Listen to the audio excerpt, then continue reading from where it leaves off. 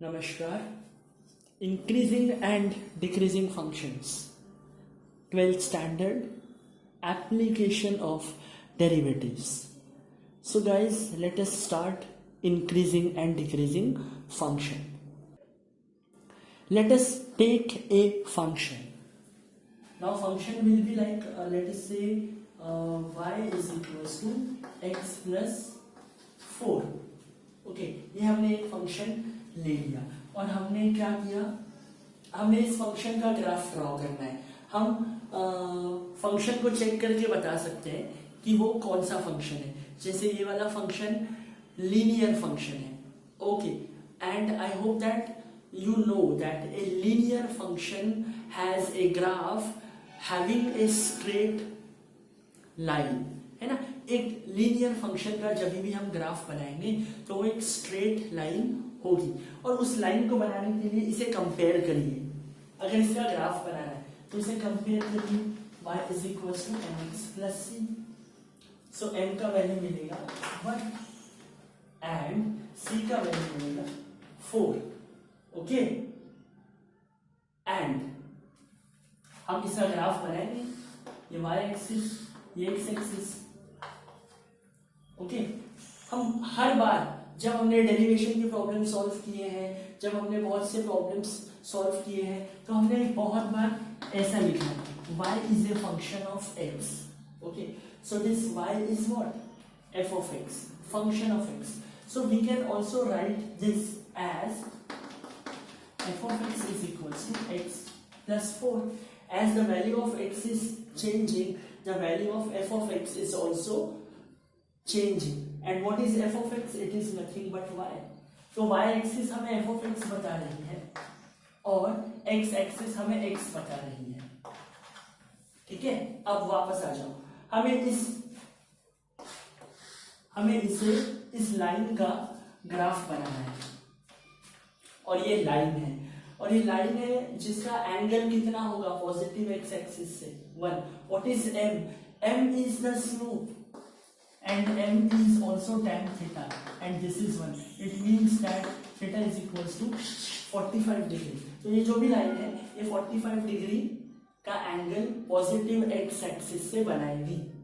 ठीक है, अब ये है y इंटरसेप्ट, इसे कहते हैं y इंटरसेप्ट. मतलब प्लस 4 पे 1 2 3 यहां से वो लाइन पास कर रही है और वो कितने का एंगल बना रही है, 45 डिग्री का एंगल बना रही है. This is the theta. Okay, so something like this. This is the line represented by this equation. Okay, now if we take another equation, let us say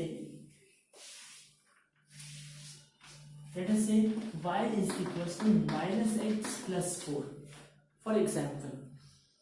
So what we can say? We can say by looking at this equation that this is x and this is f of x. We can say that the slope is minus 1 and slope is minus 1. It means that the theta is 135.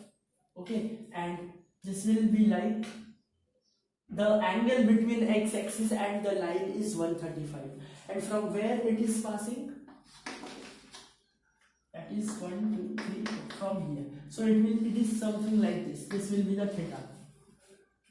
Okay, so both of the equations have their graph in front of us. हमने हमने 11th standard में lines को पढ़ रखा है, straight lines को, और उससे हमने वहां से टेक्निक को यूज करके डायरेक्ट स्लोप निकाल लिया, डायरेक्ट y इंटरसेप्ट निकाल लिया और डायरेक्ट ग्राफ बना लिया. हमें चेक क्या करना है कि इंक्रीजिंग और डिक्रीजिंग फंक्शन क्या होते हैं. अब हमें चेक करना है कि ये बेसिकली एक फंक्शन ही तो है, function of x. Function of x is equals to y. So y is nothing but a function of x. Y is a function of x. Y is a function of x. If we change the value of x, the y का value will also change. Now यहाँ check करिए. अब जैसे जैसे यहाँ पे x का value बढ़ रहा है, ठीक है, x का वैल्यू बढ़ रहा है एक्सिस हमारे ग्राफ पे, वैसे वैसे f ऑफ x का वैल्यू भी बढ़ रहा है ना। मतलब मैं f ऑफ x में या y में, क्योंकि f of x y axis ही बता रहा है ना, सो x का वैल्यू चेंज होने पे f ऑफ x का वैल्यू भी चेंज हो रहा है, पर वो बढ़ रहा है। x का वैल्यू बढ़ने पे f ऑफ x का वैल्यू भी बढ़ रहा है। ये वाला केस चेक करते हैं। यहाँ पे x के वैल्यू के बढ़ने पे जो f ऑफ x का वैल्यू है वो कम हो रहा है। So what we can infer that this function is increasing function and this function is decreasing function. For now अभी के लिए आपको एक प्रैक्टिकल एग्जाम्पल समझ में आ गया, पर वो लीनियर फंक्शन के लिए कितने प्रकार के फंक्शन होते हैं? बहुत प्रकार के फंक्शन होते हैं, लीनियर, ट्रिगोनोमेट्रिक। अच्छा, एल्जेब्रिक में भी लीनियर अलग होंगे, क्वाड्रेटिक इक्वेशंस अलग होंगे, जिनमें जो डिग्री ऑफ इक्वेशन होगा वो 2 होगा, x के पावर में 2 होगा, x स्क्वायर के टर्म्स में होगा, x क्यूब के टर्म्स में होगा। फिर ट्रिगोनोमेट्रिक फंक्शन होंगे, फिर एक्सपोनेंशियल फंक्शन होंगे, लॉगरिथमिक अलग है, एक्सप्लिसिट फंक्शंस अलग है। तो अब हमने इनका तो ग्राफ बना लिया और इनमें तो ग्राफ बना के चेक कर लिया कि भाई whether it is a increasing function और डिक्रीजिंग फंक्शन। पर ऐसे क्वेश्चंस में जिनमें हमको ग्राफ ही नहीं पता है ना, तब हम क्या करेंगे? तब हम कैसे पहचानेंगे कि ये इंक्रीजिंग फंक्शन है या डिक्रीजिंग फंक्शन है? पर आपको एक चीज तो समझ में आ गई कि इंक्रीजिंग फंक्शन वो वाला फंक्शन होता है जिसमें x की वैल्यू के इंक्रीज होने पे y की वैल्यू या फिर f ऑफ x की भी वैल्यू इंक्रीज होती है। And in decreasing function if we increase the value of x, we observe that the value of f of x is decreasing, which is represented by the y-axis. Okay, and that is why we write y is equals to f of x. So this is for linear equations, guys. Now what if we have a equation, let us say f of x is equals to sin x. Okay, let us discuss about f of x is equals to sin x. अब f of x is equals to sin x का curve है, ये graph है, ठीक है। ये height और ये हाइट सेम है, वो ठीक है, बनाने में थोड़ा कम ज़्यादा हो गया है, ठीक है, बराबर कर लेते हैं।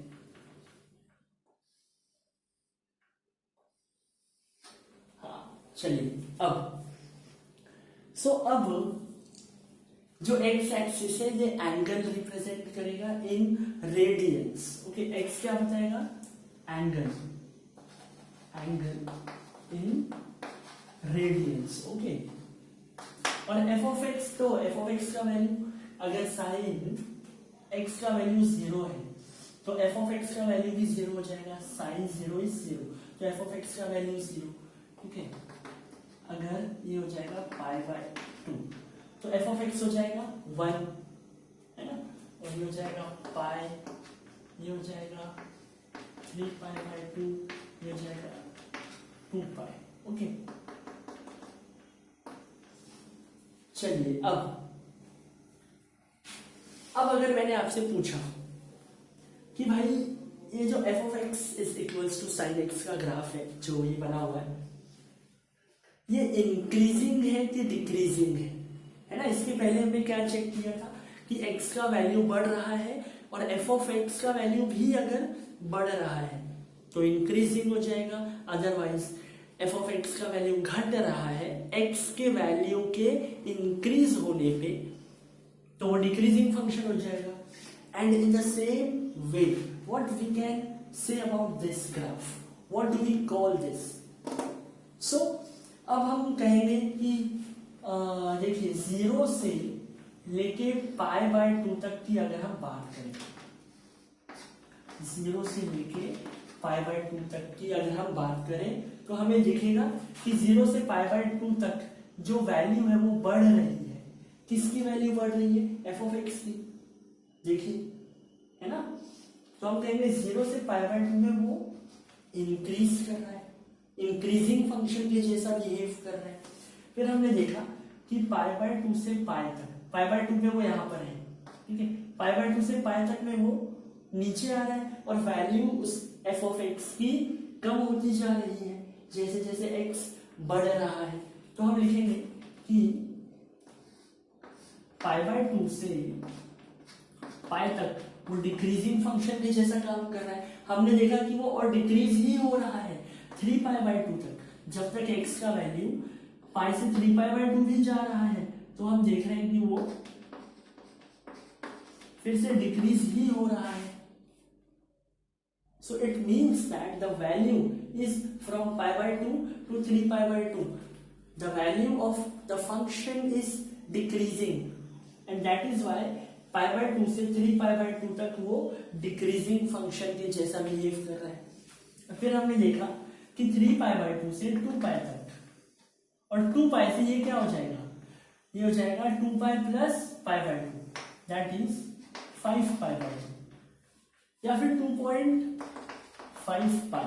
तो हम कहेंगे कि फिर ये यहां से 3π/2 से 2π भी हो गया और 5π/2 तक इंक्रीजिंग है पूरा, यहां से लेके यहां तक। तो ये बात आपको समझनी है कि ये फंक्शन 0 से π/2 तक के इंटरवल में इंक्रीजिंग फंक्शन था, π/2 से 3π/2 तक के इंटरवल में ये पूरा डिक्रीजिंग रहा।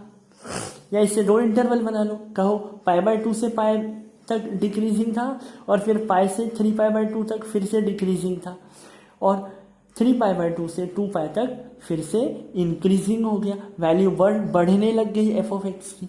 यहाँ से जैसे जैसे हमने यहाँ से x का वैल्यू बढ़ाया y का वैल्यू भी बढ़ने लग गया। y is what? F of x. F of X का वैल्यू बढ़ने लग गया। तो अब आपसे अगर पूछा जाए कि भाई मुझे बताओ साइन एक्स इंक्रीजिंग फंक्शन है कि डिक्रीजिंग फंक्शन है, आप बोलोगे सर आप कहाँ की बात कर रहे हो। फिर मैं बोलूँगा क्या कहाँ की बात कर रहे हो? आप बोलोगे सर आप हमें ये बताइए, आप 0 से π/2 की बात कर रहे हैं कि π/2 से पाई की बात कर रहे हैं कि पाई से 3π/2 की बात कर रहे हैं। मैं कहूँगा भाई मैं π/2 से 3π/2 की बात कर रहा हूँ। आप कहेंगे π/2 से 3π/2 में वो कंटिन्यूसली डिक्रीज हो रहा है। सो मैं ये कहूँगा कि the given function is decreasing between the interval π/2 and 3π/2। अब देखिए हमने इंटरवल्स को लिखना सीखा है ना? हम कैसे लिखेंगे? हम ऐसे लिखेंगे, हम लिखेंगे the function is from 0 to π/2 the function is increasing। कौन सा फंक्शन? F of x.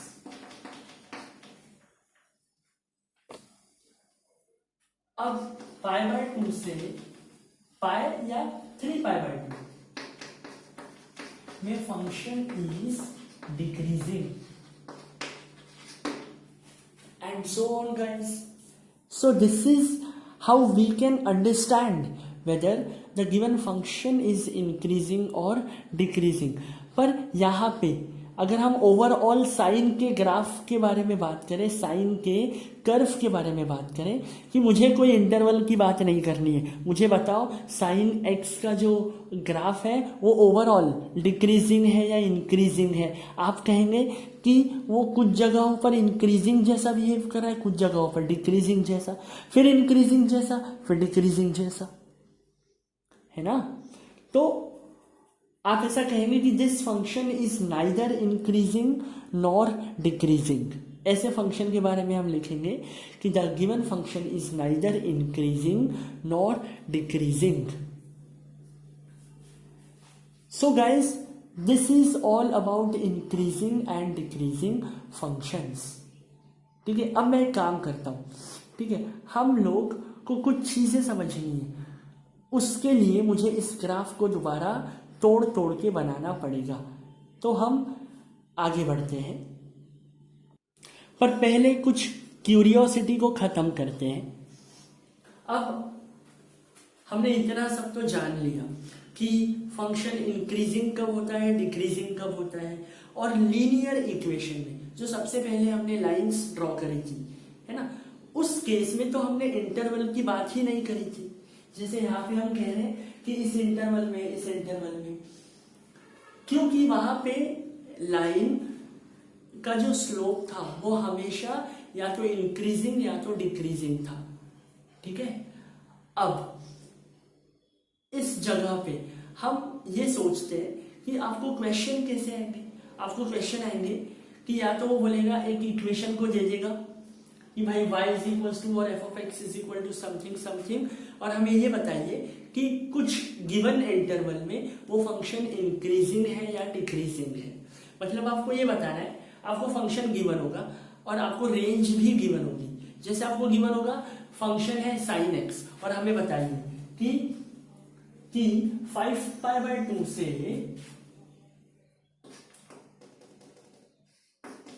3π के बीच में फंक्शन इंक्रीजिंग है कि डिक्रीजिंग है। हमें एक प्रकार का क्वेश्चन ये आएगा कि बताइए फंक्शन जो है गिवन वो इंक्रीजिंग है कि डिक्रीजिंग है। ठीक है, किसी इंटरवल में ऐसे हमको बताने को आएगा। अब हम लोगों के पास में बहुत प्रकार के इक्वेशन है। We have a variety of equations, we have too many equations like trigonometry, logarithmic, exponential and sine X का ग्राफ तो हम सबने फिजिक्स में पढ़ रखा है, हमको पता है ना। और हम लोगों को कोई भलता सा इक्वेशन मिल गया और उससे हमको बताना है कि ये फंक्शन इंक्रीजिंग है कि डिक्रीजिंग है। हम कैसे बताएंगे? हमको जरूरी थोड़ी है कि हर एक फंक्शन का ग्राफ बनाते आना चाहिए, है ना। आता है तो बहुत अच्छी बात है, बट स्टिल एक आपको मैंने इक्वेशन मान लीजिए दे दिया कि लीजिए y is equal to 4ax, Y square is equal to 4a। अगर आपको नहीं पता है कि ये पैराबोला का इक्वेशन है तो आप इसमें कैसे बताएंगे कि ये फंक्शन इंक्रीजिंग है कि डिक्रीजिंग है ना। तो उसके लिए भी एक स्टेप है, कुछ चीजें हैं। जैसे अब आप यहां चेक करिए, ठीक है, यहां पर क्या हो रहा है। ठीक है, मैं कैसे बताऊंगा कि यहाँ पे फंक्शन इंक्रीजिंग है या डिक्रीजिंग है, विदाउट ये चेक करके कि x की वैल्यू बढ़ने पे f ऑफ x का वैल्यू बढ़ रहा है। ये तो सही बात है, ठीक है। अब मैं ये भाग को एनहांस करके बनाता हूं।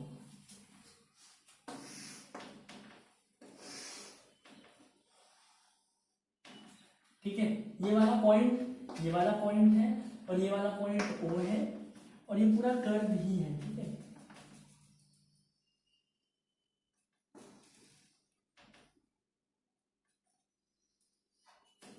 ठीक है। अब सुनिए, ये π/2 और ये O और ये हुआ हमारा f ऑफ x और ये हमें बता रहा है x। अब देखिए इस कर्व पे मुझे ये बताना है कि ये इंक्रीजिंग है या डिक्रीजिंग है। ठीक है, तो मैं क्या करूंगा, मैं इसके हर पॉइंट पे टेंजेंट बनाऊंगा। एक ये पॉइंट पे मैंने टेंजेंट बनाया तो मैंने देखा ये टेंजेंट हुआ कुछ ऐसा। इस पॉइंट पे टेंजेंट बनाया, इस पॉइंट पे टेंजेंट बनाया, ठीक है, इस पॉइंट पे भी मैंने टेंजेंट बनाया, वो हुआ ऐसा। तो मैंने इस पॉइंट पे ये वाला टेंजेंट, इस पॉइंट पे ये वाला टेंजेंट और इस पॉइंट पे ये वाला टेंजेंट बनाया। ये तीनों टेंजेंट की स्लोप को चेक करो, ये स्लोप हमेशा 1 से बड़े होंगे। ठीक है, ये स्लोप हमेशा 1 से बड़े होंगे। चेक करो, ये स्लोप हमेशा 0 से बड़े होंगे। I am so sorry. देखिए मान लीजिए इन सबका एंगल कैसा बन रहा है। देखिए इन सारे टेंजेंट का एंगल बन रहा है 90 डिग्री से छोटा और 0 डिग्री से बड़ा, है ना। 0 से लेके 90 भी नहीं हुआ है, 90 से छोटा ही है। ये पूरे कर्व पे हमने हर एक पॉइंट पे टेंजेंट बनाना है और हर एक टेंजेंट का स्लोप चेक करना है और हर एक टेंजेंट का स्लोप पॉजिटिव आ रहा है। हर एक टेंजेंट का स्लोप कैसे निकालेंगे? tan theta. What is theta? The angle of that tangent that line with the positive x axis, and we find that the slope of all the tangent at this curve is positive, and that is why we can say that the curve is an increasing function because the value of slope is more than 0। और slope को ही हमने क्या लिखा है कई बार? dy by dx। भूल गए? याद है?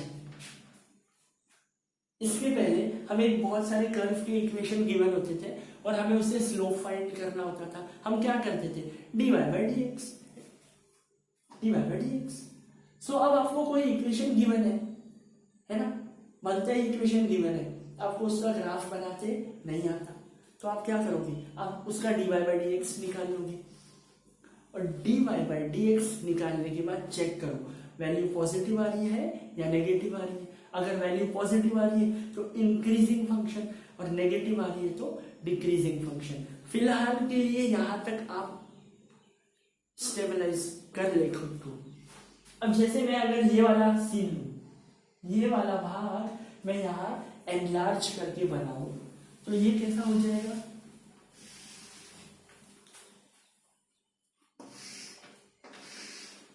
है ना? अब मैं इसे बना रहा हूं ऐसा। ये वाला जो लाइन है, ये वाला जो पॉइंट है, ये π/2 हो जाएगा, और ये वाला पॉइंट हो जाएगा π। और अब आप इसके हर एक पॉइंट पे, या मैंने ये पॉइंट लिया, ये पॉइंट लिया और ये पॉइंट लिया, इस पॉइंट से जब मैंने टेंजेंट बनाया तो वो ऐसा हुआ, इस पॉइंट पे मैंने टेंजेंट बनाया तो वो ऐसा हुआ, और इस पॉइंट पे मैंने टेंजेंट बनाया तो वो ऐसा हुआ। ठीक है? अब आप इन सभी का एंगल चेक करें। पॉजिटिव एक्स एक्सिस से एंगल चेक करना है, नेगेटिव से नहीं करना। पॉजिटिव से 90 से बड़ा, 90 से बड़ा, ये भी 90 से बड़ा। ठीक है? तो आप चेक करेंगे कि the slope is smaller than 0, the value will be negative. Slope किसका स्लोप? हर एक टेंजेंट का आप स्लोप फाइंड करेंगे, that is tan theta. Theta is the angle this, and that will be smaller than 0, and that is why we say that a curve, if the slope of the curve is smaller than 0, then the function is decreasing function. So what is m? M is dy by dx, we all know that. So this is the basic idea behind increasing and decreasing function. And if someone asks you कि भाई increasing है या decreasing है, आप कहेंगे कौन से interval की बात हो रही है। ठीक है? आपको या तो इंटरवल गिवन होगा और बोलेंगे बताओ उस इंटरवल में फंक्शन इंक्रीजिंग है या डिक्रीजिंग है, या आपको बोलेंगे इंक्रीजिंग है कि डिक्रीजिंग है, बताइए कौन से इंटरवल में। आपको ये दोनों में ही काम करना है। ठीक है? बहुत आसान है। कोई एक प्रॉब्लम सॉल्व करते हैं तो आपकी समझ में आ जाएगा। पर प्रॉब्लम सॉल्व करने के पहले कुछ और चीजों को हम फोकस करते हैं। अब चेक करो, हमारे पास में जो साइन का ग्राफ था जो कंटिन्यूअस है, ऐसे ऐसे होता है, उसका पहले हाफ साइकिल का एक ऐसा पार्ट और एक ऐसा पार्ट हमने एनहेंस करके अलग अलग ग्राफ में बनाया, और चेक करते हैं कि यहाँ और यहाँ क्या हो रहा है ना। यहाँ पे हम फंक्शन का वैल्यू फाइंड करेंगे। हमें गिवन क्या था? हमें गिवन था y is equals to sine X, that is f of x is equals to sine X. एक ही बात है, दैट इज सेम। यहाँ अब हमें चेक करके बताना है कि the function f of x as the value x increases, the f of x also increases। हम बोल सकते हैं कि ये फंक्शन इंक्रीजिंग है, पर हम लोगों को एक ठोस सबूत चाहिए, रिटर्न चाहिए। तो हम लोग क्या करते हैं, वो टेंजेंट वाला जो हिसाब मैंने बताया वो चेक करेंगे। हमने क्या किया, हमने यहाँ पे 3 पॉइंट ले लिए थे और इन तीनों पॉइंट से टेंजेंट बनाने की कोशिश की। एक अरे यार टेंजेंट ना कभी बनती नहीं है यार, ये हाइट टेंजेंट ये बन गई, देखिए ये ऐसे ऐसे से जाएगी और एंगल बना लेगी, ये वाला ऐसे जाके एंगल बना लेगी, ये वाली भी ऐसे जाके एंगल बना लेगी। So the angle made by the line with positive x-axis is the slope. These lines are the tangent to the curve, and every tangent to the curve is making an angle with a positive x-axis smaller than 90 degree. जो भी answer आएगा वो answer positive आएगा, है ना। इसीलिए हमने क्या बोला कि यहाँ पे जो स्लोप होगा वो ग्रेटर देन 0 होगा। स्लोप का मतलब ही dy by dx होता है और dy by dx को हम f dash of x is greater than 0 बोल सकते हैं, ठीक है। तो f dash of x का वैल्यू 0 से बड़ा होगा या 0 के इक्वल भी हो सकता है। अब 0 के इक्वल कैसे होगा, ठीक है। ये कौन से रेंज, कौन से इंटरवल की हम बात करें, 0 से π/2 में, ठीक है। तो यहाँ पे हमने 0 को भी इंक्लूड करना है और π/2 को भी इंक्लूड करना है। ये वाला पॉइंट क्या है, 0,0। इस पॉइंट में टेंजेंट ये खत्म नहीं हुआ है यार, देखिए यहाँ पे ऐसा कर्व कंटिन्यू चलेगा, ये ग्राफ कभी खत्म नहीं होता है। sin x function is a continuous function, it moves like con, ये इधर भी खत्म नहीं हो रहा है, ये ऐसे ऐसे इधर चलते रहेगा, उसके साथ x का वैल्यू अकॉर्डिंगली कम ज्यादा होते रहेगा। फिर हमारी मर्जी है, हम एक्सिस कहीं भी बना सकते हैं, ये फिजिक्स का कंसेप्ट आ गया। वापस आओ, तो इस इंटरवल में जो m का वैल्यू है वो ग्रेटर देन 0 आ रहा है या 0 के बराबर आएगा।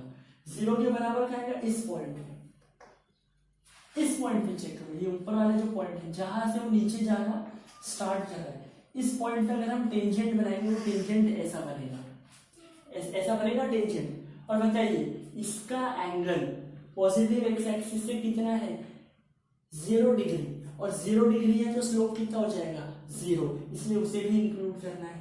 इस लाइन को इंक्लूड कर रहे हैं मतलब ये वाला साइन है, इंटरवल में हमने पढ़ा है, ठीक है। अच्छा यहाँ चेक करते हैं, ये जो था ये ऐसा ले लो, ये वाला जो था ये था हमारा π/2 और ये था π। तो यहाँ हम क्या बोलेंगे, यहाँ पे आप कोई भी 3 पॉइंट पे कर्व के आपको टेंजेंट बनाना है और आप देखेंगे ये टेंजेंट ऐसा ऐसा और ऐसा हो जाएगा, और टेंजेंट का जो एंगल हम देखेंगे वो पॉजिटिव एक्स एक्सिस से चेक करेंगे, ये एंगल ये एंगल ये एंगल।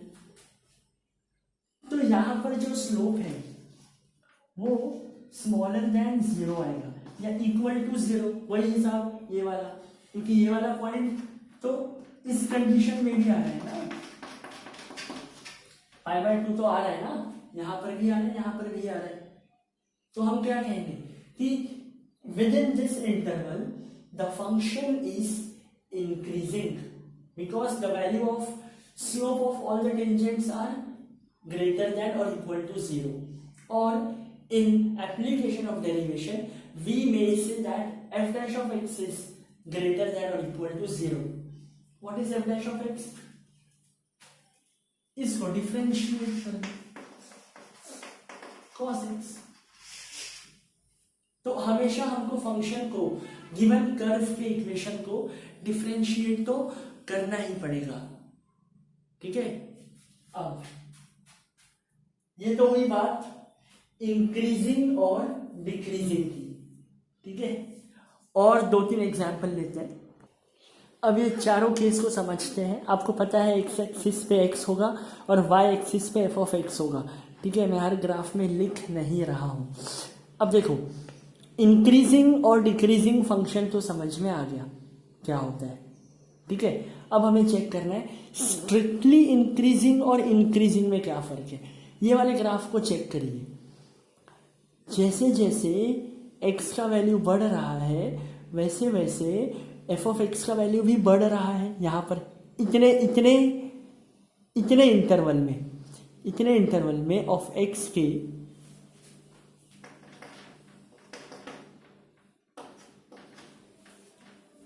तो मान के चलिए ये वाला पॉइंट A ले लेता हूं मैं और ये वाला पॉइंट B ले लेता हूं मैं और ये C मान लेता हूं। तो हम क्या कहेंगे, इन the interval AC the function is increasing, in the interval CD, अब CD में चेक करो, x का वैल्यू तो बढ़ रहा है पर y का वैल्यू ना बढ़ रहा है ना कम हो रहा है, कांस्टेंट है। कैसा है, कांस्टेंट है। और यहाँ पे आप टेंजेंट बना लीजिए किसी भी एक पॉइंट पे, है ना। और वैसे भी टेंजेंट एक लाइन को हम बना नहीं सकते, ठीक है। तो ये लीनियर इक्वेशन है और ये लीनियर इक्वेशन है तो इस लाइन का एक्स एक्सिस से कितना एंगल बन रहा है, 0 degree, and that is why the slope will be 0 and that is why F dash of X will be 0 between this interval. तो हम कहेंगे कि यहाँ पे एफ डैश ऑफ एक्स का वैल्यू 0 भी हुआ, यहाँ पे एफ डैश ऑफ एक्स का वैल्यू 0, यहाँ पे एफ डैश ऑफ एक्स का वैल्यू ग्रेटर देन 0 और यहाँ पे फिर से एफ डैश ऑफ एक्स का value greater than 0 in the interval D B. तो हम क्या कहेंगे, हम कहेंगे कि भाई ये वाला जो फंक्शन है, ये वाला function from interval A to B कैसा है, इंक्रीजिंग, स्ट्रिक्टली इंक्रीजिंग नहीं क्योंकि 0 भी हुआ है। अब ये वाले फंक्शन को चेक करिए, through out the curve the value is strictly increasing, कहीं पर भी आप चेक करिए x का वैल्यू बढ़ रहा है तो y का वैल्यू भी कंटिन्यूअसली बढ़ेगा ही बढ़ेगा। मुझे बताइए, मैं यहाँ पर ऐसे लिख सकता हूँ क्या कि F dash of x is greater than और इक्वल टू 0? नहीं, ये कंडीशन है इंक्रीजिंग की। यहाँ पर मैं लिख सकता हूँ F dash of x is, क्योंकि इक्वल टू 0 हुआ है, यहाँ इक्वल टू 0 वाला केस ही नहीं है तो ये इक्वल टू नहीं आएगा। ये वाले फंक्शन को हम कहेंगे कि this function is increasing function and this function is strictly increasing. मतलब स्ट्रिक्टली इंक्रीजिंग फंक्शन में कभी भी ये वाला कंडीशन नहीं आएगा जो CD में हो रहा है ना। और उसी प्रकार यहाँ पर, पहले अब हम यहाँ पर आते हैं, हम देख रहे हैं कि जैसे जैसे x का वैल्यू कम हो रहा है वैसे वैसे f ऑफ x का वैल्यू भी कम हो रहा है। इसका मतलब क्या, ये डिक्रीजिंग फंक्शन हुआ है ना। अच्छा यहाँ चेक करो, अब यहाँ पे हम चेक करते हैं कि ये वाले इंटरवल में क्या हो रहा है, वैल्यू डिक्रीज हो रहा है, जैसे x का वैल्यू कम हो रहा है वैसे f ऑफ x का वैल्यू भी कम हो रहा है। So in this interval the function is decreasing, in this interval the function is neither decreasing not increasing, it is constant, okay। and यहाँ पे हमारा स्लोप कितना हो जाएगा, 0, मतलब f डैश ऑफ x कितना हो जाएगा, 0। और फिर से यहाँ f डैश ऑफ x कैसा आएगा, स्मॉलर देन 0, यहाँ भी f dash of x smaller than 0, यहाँ पे f dash of x equal to 0। तो हम यहाँ लिखेंगे if f dash of x is smaller than और equal to 0 then the function is decreasing function. And what about this, यहाँ पे तो कंटिन्यूअसली डिक्रीज हो रहा है तो हम क्या लिखेंगे, F dash of x is only smaller than 0 then the function is strictly decreasing function. So this is what you need to understand as a basic concept before you solve any question of increasing or decreasing function। अब आपको question क्या आएगा, आपको एक question दिया हुआ रहेगा, आपको एक इक्वेशन गिवन रहेगा, वो इक्वेशन कोई भी इक्वेशन हो सकता है, ट्रिग्नोमेट्री हो सकता है, लॉगरिथमिक हो सकता है, एक्सपोनेंशियल हो सकता है या अलजेब्रिक इक्वेशन हो सकता है या कोई पॉलिनोमियल हो सकता है, polynomial of degree 1 degree 2 anything. आपने क्या करना है, आपको पूछा जाएगा कि भाई ये जो फंक्शन हमने आपको दिए हैं ये एक गिवन इंटरवल में इंक्रीजिंग है या डिक्रीजिंग है, ये आपको पूछा जाएगा और आपको इंटरवल भी गिवन होगा। आपको उस इंटरवल में वो इंक्रीजिंग है या डिक्रीजिंग है बताना पड़ेगा, ठीक है।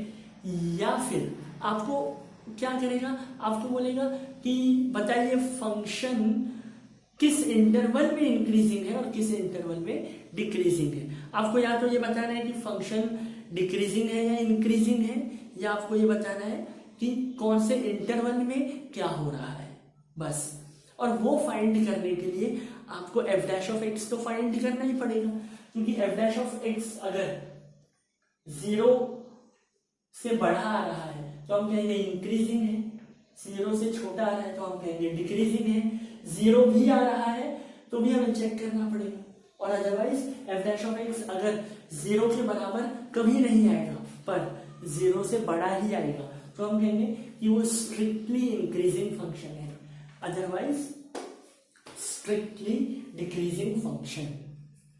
So guys, these are the basics that you need to understand, and I hope you are getting it properly. So in the next class we shall learn about how to solve the problems, and believe me, all these concepts that we have got will equally participate in the procedure, okay, when we solve the questions. Till then guys, take care, stay safe.